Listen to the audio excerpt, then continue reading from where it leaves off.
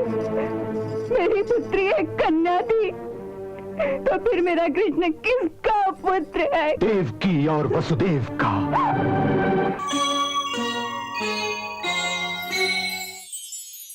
मैं आपसे एक प्रश्न करता हूं कि कृष्ण ने इसी घर में यशोदा भाभी के ही गर्भ से जन्म लिया, इसका कोई प्रमाण है आपके पास? सबसे पहले उस बालक को किसने देखा?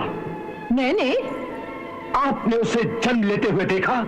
मैं जब वहां आई तो बालक का जन्म हो चुका था।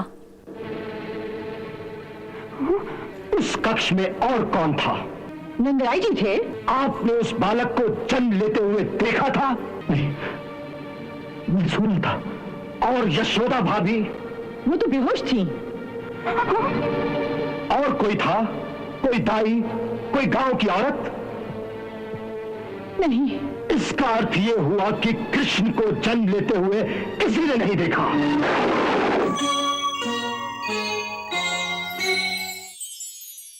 ये कैसी अनर्गल बातें हो रही हैं?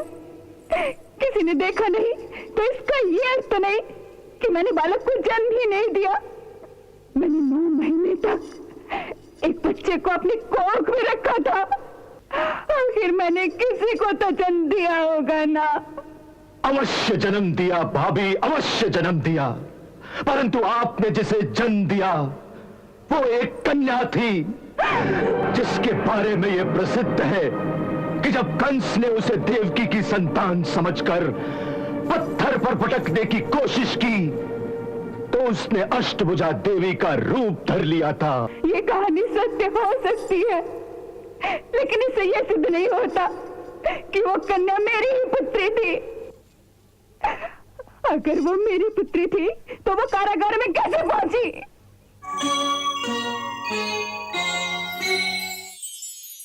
अगर मेरी पुत्री एक कन्या थी तो फिर मेरा कृष्ण किसका पुत्र है? देवकी और वसुदेव का। अगर वो देवकी का पुत्र है तो मेरे घर में कैसे आया? उस रात कुमार वसुदेव उसे आपकी शैया पर रखकर बदले में उस कन्या को ले गए थे। वो बंदीगृह की बेड़ियां तोड़कर कैसे आ सकते थे? उस समय किसी दैवी शक्ति की कृपा से उनकी बेड़ियां अपने आप टूट गई थी। इस काल्पनिक कहानी पर हम कैसे विश्वास कर लें? इस बात पर उसी तरह विश्वास कर लीजिए नंदराय जी, जिस तरह हमने उस बात पर विश्वास कर लिया था जब महामाया ने देवी देवकी के गर्भ का संकर्षण करके रोहिणी के गर्भ में बलराम जी को स्थापित कर दिया था। हाँ?